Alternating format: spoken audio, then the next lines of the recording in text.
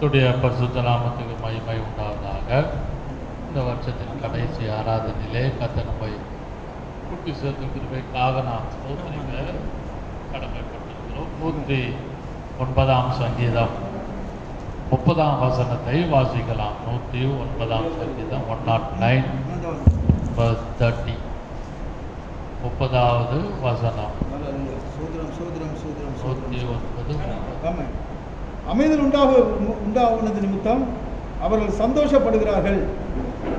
தாங்கள் நாடின துறைமுகத்திலே அவர்களை கொண்டு வந்து சேர்க்கிறார். 109ஆம் சங்கீதம் 109 30வது வசனம். கர்த்தரை நான் என் வாயினாலே மிகவும் துதித்து அநேகர் நடுவிலே அவரை புகழ்வேன்.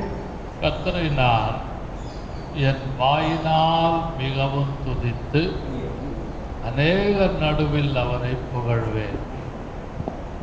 நீங்களும் நானும் கர்த்தரை ஸ்தோத்திரிப்பதற்கு தான் கர்த்தர் நம்மை இந்த உலகத்திலே கர்த்தர் நம்மை படைத்திருக்கிறார், அல்லது நம்மை உருவாக்கியிருக்கிறார், அல்லது நம்மை உண்டாக்கினார். ரோமர் 1ஆம் அதிகாரம் 21 நினைக்கிறேன். ரோமர் 1:21. ரோமர் 1:21 வாசிப்போமானால் வசனம் இருக்கிறது. அவர்கள் தேவனை அறிந்தும் அவரை தேவன் என்று மகிமைப்படுத்தாமலும் ஸ்தோத்திரியாமலும் இருந்து தங்கள் சிந்தனைகளினாலே வீணரானார்கள். தங்கள் சிந்தனைகளினாலே வீணரானார்கள். உணர்வில்லாத அவருடைய இருதயம் இருளடைந்தது. அவனை மறுபடியும் வாசிக்கலாம். அவர்கள் தேவனை அறிந்தும் they know God, கர்த்தரை அல்லது யெகோவாவை அவர்கள் அறிந்தும் இயேசுவை அறிந்த. புதிய ஏற்பாட்டிலே ரோமர் சபையாருக்கு எழுதும் பொழுது பவுல் சொல்லும் பொழுது அவர்கள் இயேசுவை அறிந்தவர்கள் அல்லது சொந்த இரட்சகராக the Roman church has received Jesus Christ as a personal savior. அறிந்தும் அவர்கள் தேவனை அறிந்தும் அவரை தேவன் என்று மகிமைப்படுத்தாமலும் தேவன் கர்த்தர் என்று அவரை மகிமைப்படுத்தாமலும் ஸ்தோத்திரியாமலும் இருந்து தங்கள் சிந்தனைகளினாலே வீணரானார்கள். வெயின் க்ளோரி, அதாவது எல்லாமே வீணா போச்சு, எல்லாமே நஷ்டமாயிடுச்சு, எதுவுமே கைகூடி வரலையே என்று நாம் வீட்டிலையும் வேலை ஸ்தலத்திலையும் ஆஃபீஸ்லேயும் அல்லது ஊழியத்தின் பாதையிலேயும் வியாபாரத்திலும் எல்லா எல்லா நிலைமைகளிலும் சுற்றி பார்ப்போமானால் நிறைய சம்பவங்களில் நிறைய சூழ்நிலைகளிலே வீணாயிடுச்சு, வேஸ்டாக போயிடுச்சு, நஷ்டமாயிடுச்சு, இப்படி வீணாகவும் தெரியலையே என்று நாம் நம்மளுடைய வாழ்க்கையில் அடிக்கடியாக மனதுக்குள்ளே அல்லது யாருக்கிட்டையாவது சொல்லி ரெண்டொரு வார்த்தை நாம் பகிர்ந்து கொள்வது வழக்கம். வீண் என்ற வந்து வெயின். அதுபோல ஸ்பிரிச்சுவல் லைஃப்பில் வெயின் அந்த வார்த்தை, வீண் என்ற வார்த்தை எல்லா சூழ்நிலையிலும் நமக்கு வருது. பைபிள் படிக்கலைன்னா சில காரியங்கள் நமக்கு வீணாக போய்விடும். ஜெபிக்கலைன்னா சில ஆவிக்குரிய ஆசீர்வாதத்தை வீணாக இழந்து விடுவோம். நாம் அட்லீஸ்ட் ஸ்கூல்லலாம் படிக்கும் பொழுது மினிமம் 35 மார்க் எடுத்தால் போதும், பாஸ். நாட் ஃபார் டிஸ்டிங்ஷன், பெரிய ஒரு டிஸ்டிங்ஷன் ஹோல்டராக இல்லாட்டி கூட 35 மார்க் எடுத்தால் you can jump over from this class to that class. இந்த இடத்துலேருந்து இந்த வகுப்புலேருந்து அந்த வகுப்புக்கு ஓடிடலாம். 35 மார்க். அதுபோல் இயேசு ஆவிக்குரிய ஜீவியத்தில் மினிமம் எதிர்பார்க்கிறார். அதுக்கு நன்றாக உதாரணமாக நாம் பார்ப்போமானால் மத்தேயு சுவிசேஷம் 13ஆம் அதிகாரம் சோயர் அந்த விதைக்கிறவன், சோயிங் த சீட். அதில் பார்த்தீங்கன்னா 4 நிலம் இருக்கும்.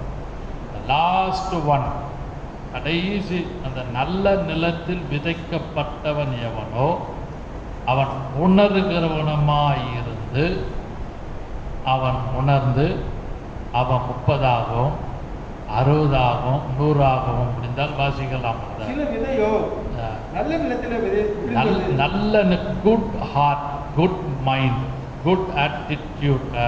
சில 100ஆகவும் அதாவது சிலது மேத்யூஸ் காஸ்பல் சாப்டர் 13 சிலது 30ஆகவும் 13ஆம் அதிகாரம் வசனம் மத்தேயு 13 8ஆம் வசனம் 8 இல்லைங்க 28 மத்தேயு 13ஆம் அதிகாரம் 13ஆம் அதிகாரத்தில் வாசிப்போமானால் 23ஆவது வசனம் வாசிக்கலாம். 23 நல்ல நிலத்தில் விதைக்கப்பட்டவன் எவனோ வசனத்தை கேட்கிறவன், the one who hear the word of God, வசனத்தை கேட்கிறவனும் உணர்கிறவனுமாயிருந்து அந்த உணர்கிறவனுமாயிருந்து 100ஆகவும் 100 60ஆகவும் 60 30ஆகவும் பலன் தருவான் என்றார். பலன் தருவாங்க. நீங்கள் உலகத்திலையும் ஒரு கிரேட் இருக்குது, ஆவிக்குரிய ஜீவியத்திலும் ஒரு கிரேடு கத்தர் வச்சிருக்கார். 100 டிஸ்டிங்ஷன் ஹோல்டராக ஸ்பிரிச்சுவல் லைஃப்பில் வாழ முடியும், ஜீவிக்க முடியும்.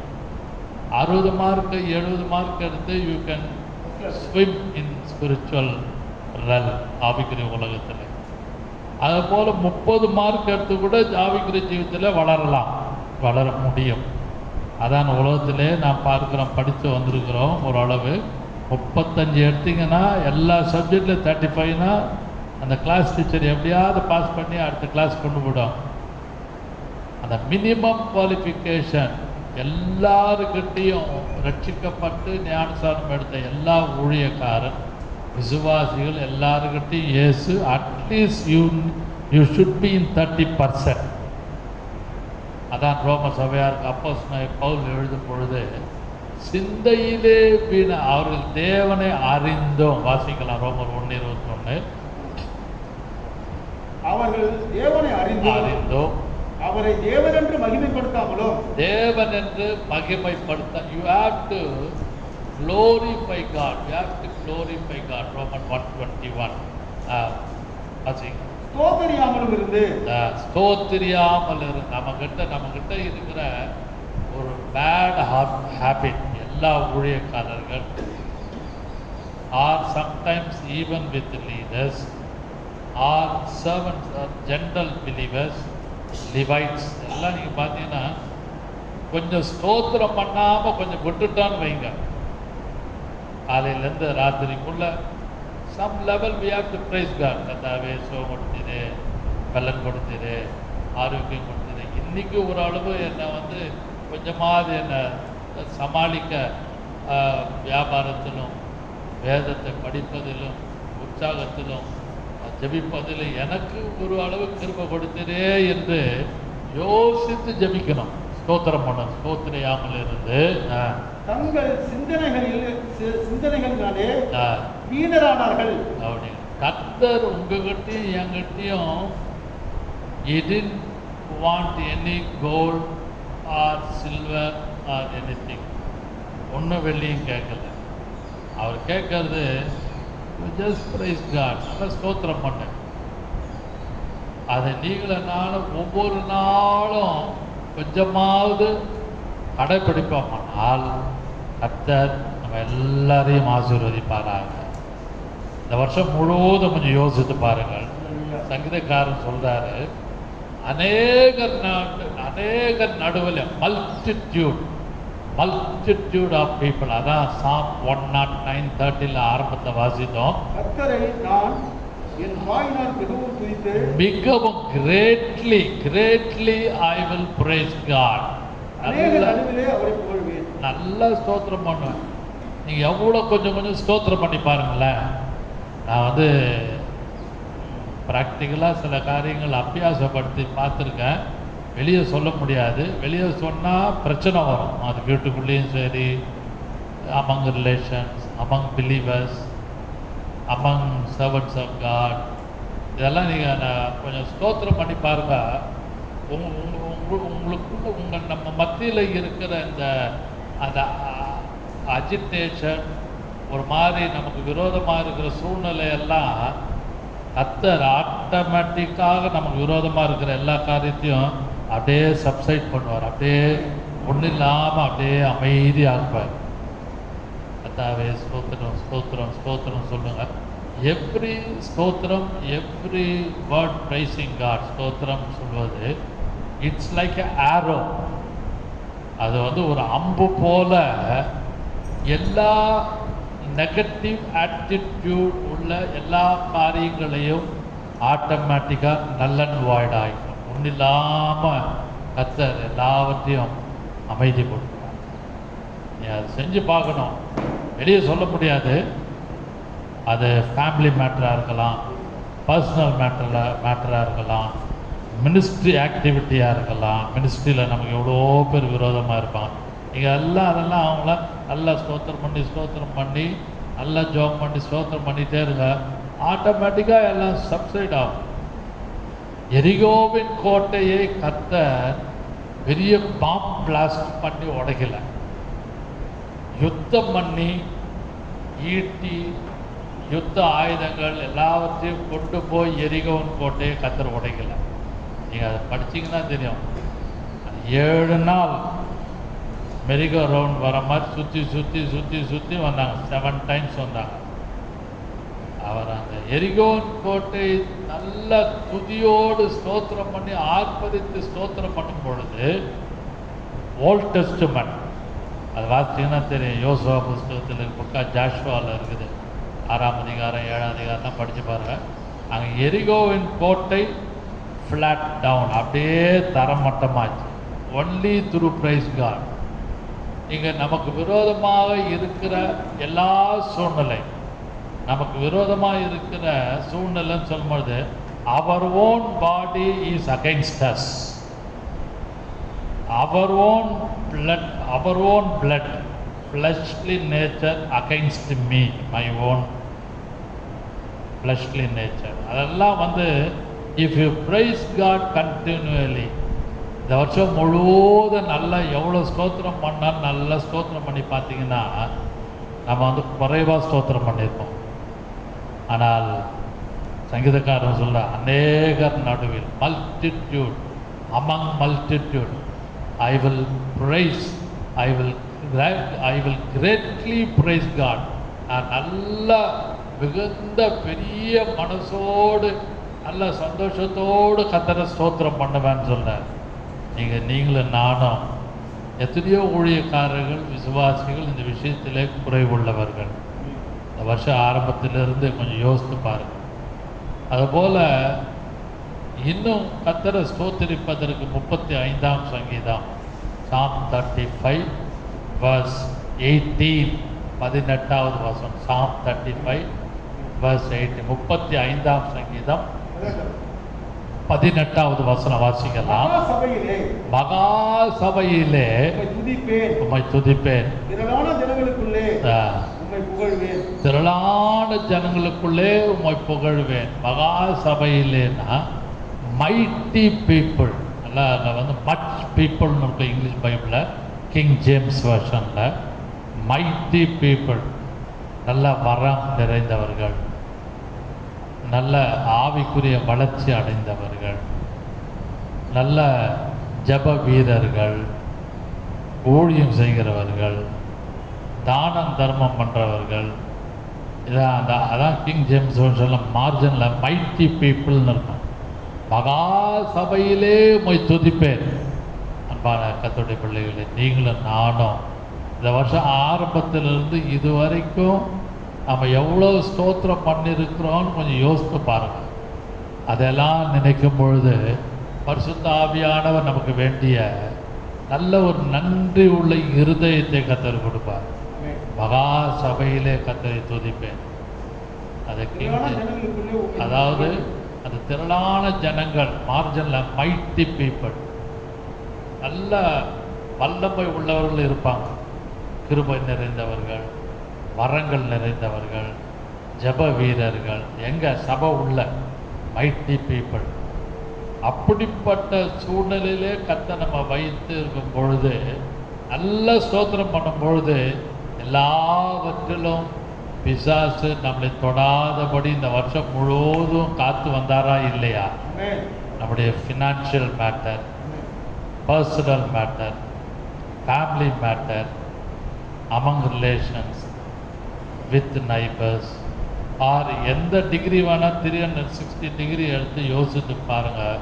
எல்லாவற்றிலும் நாம் ஸ்தோத்திரம் பண்ணி அவர்கிட்ட கிருபை கேட்டு வரும்பொழுது நம்முடைய உள்ளம் நன்றினால் நிரப்பப்பட்டு, கர்த்தாவே இதுவரைக்கும் மடிந்து நொடிந்து அப்படியே துவண்டு ஒன்றில்லாமல் போகாமல் கர்த்தர் நம்மை இந்த நாள் 31ஆம் தேதி வரைக்கும் கொண்டு வந்து சேர்த்தாரே என்று நினைத்து கர்த்தரை ஸ்தோத்திரிக்க நாம் கடமைப்பட்டிருக்கிறோம். அதான் சொன்னேன், ஃபிசிக்கலி நல்ல சுகம் கொடுத்துருக்காரு. கொஞ்சம் சோர்வு வரும், ஃபிசிக்கல் எயில்மெண்ட், தலைவலி, உடம்பு வலி எல்லாம் வரும்.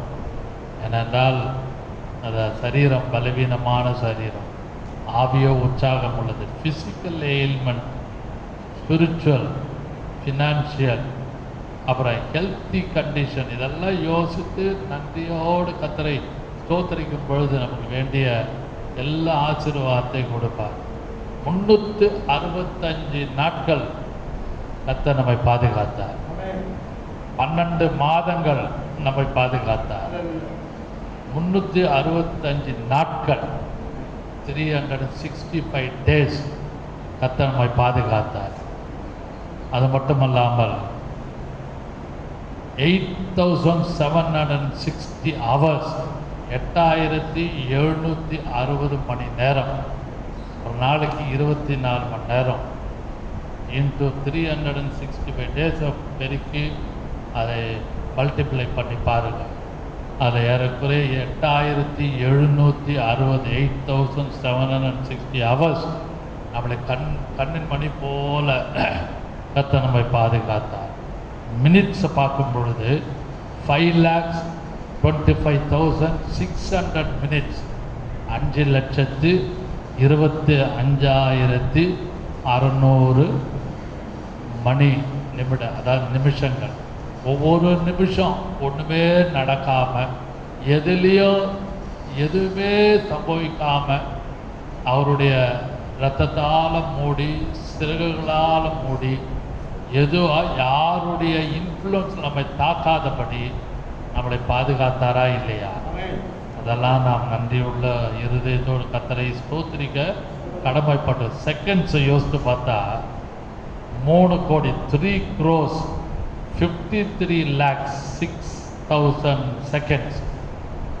ஒரு செகண்ட், ஒரு நொடி, எல்லாம் இந்த வருஷம் முழுவதும் கர்த்தர் நம்மை காத்தார்.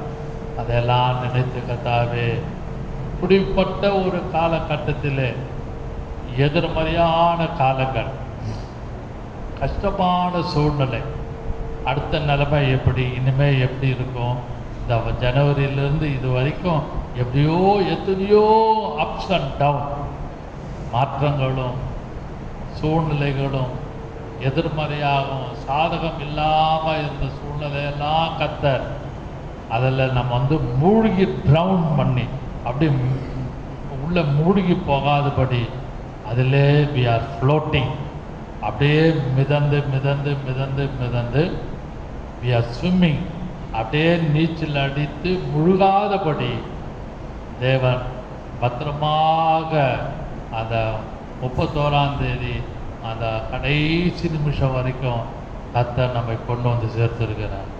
அதெல்லாம் யோசிக்கிறோம். அப்படி யோசித்து பார்த்தா தான் நமக்கு ஒரு கிரேட்ஃபுல் ஹார்ட்.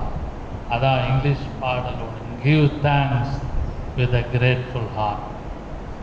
நான் நன்றி உள்ள இதயத்தோடு, மகிழ்ச்சியோடு, உணர்வோடு, உண்மையான எண்ணத்தோடு கர்த்தாவே நான் ஒரு நன்றி, I give thanks to you, ஒரு நன்றியை நான் தெரிவிக்கிறேன்.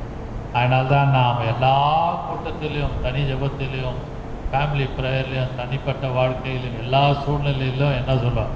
என் ஆத்மாவே கர்த்தரை ஸ்தோத்திரி, என் முழு பேருடைய பரிசுத்த நாமத்தை ஸ்தோத்திரி. என் ஆத்மாவே கர்த்தரை ஸ்தோத்திரி. கர்த்தர் செய்த சகல உபகாரங்கள், சகல ஆல். அது அந்த இங்கிலீஷ் பைபிளில் படிச்சிங்கன்னா ஆல் என்ற வார்த்தை ஏறக்குறைய 4-5 தடவை வரும். படித்து பாருங்க. அப்புறமா சகல உபகாரங்களையும் மறவாதே. அந்த சகல உபகாரங்கள், you can trust anything, you can trust anything. எந்த மேட்டரையும் எந்த காரியத்தையும் உள்ள அனுப்பி யோசித்து அத்தனை ஸ்தோத்திரித்து இந்த வருஷத்தை அமைதியாக சமாதானத்தோடு முடிக்க கர்த்தர் நமக்கு கிருபை செய்வாராக. ஒரு நேரம் கர்த்தரை ஸ்தோத்திரிக்கலாமா? எல்லாரும் கண்களை மூடி. கர்த்தாவே, சுகத்துக்காக ஸ்தோத்திரம் ஐயா, பலனுக்காக ஸ்தோத்திரம் ஐயா, கிருபை கொடுத்துரு அதுக்காக ஸ்தோத்திரம் ஐயா, நன்றாக ஜெபிக்க எனக்கு அவ்வப்பொழுது எண்ணத்தை கொடுத்துரு அதுக்காக ஸ்தோத்திரம், வேதத்தை அவ்வப்பொழுது படிக்க கொடுத்துரு அதுக்காக ஸ்தோத்திரம். காலைதோறும் கிருபைகள் புதிதானவைகள் வா, அதற்காக நியூ கிரேஸ், புதிய கிருபையெல்லாம் கொடுத்து என்னை நடத்தினீரே என்று அவரை நன்றியுள்ள இதயத்தோடு நான் ஸ்தோத்திரிக்கிற கடமைப்பட்டிருக்கிறோம். ஹல்லேலூயா. ஸ்தோத்திரம் இயேசுநாதா, உமக்கு ஸ்தோத்திரம் இயேசுநாதா, ஸ்தோத்திரம் இயேசுநாதா, உமக்கு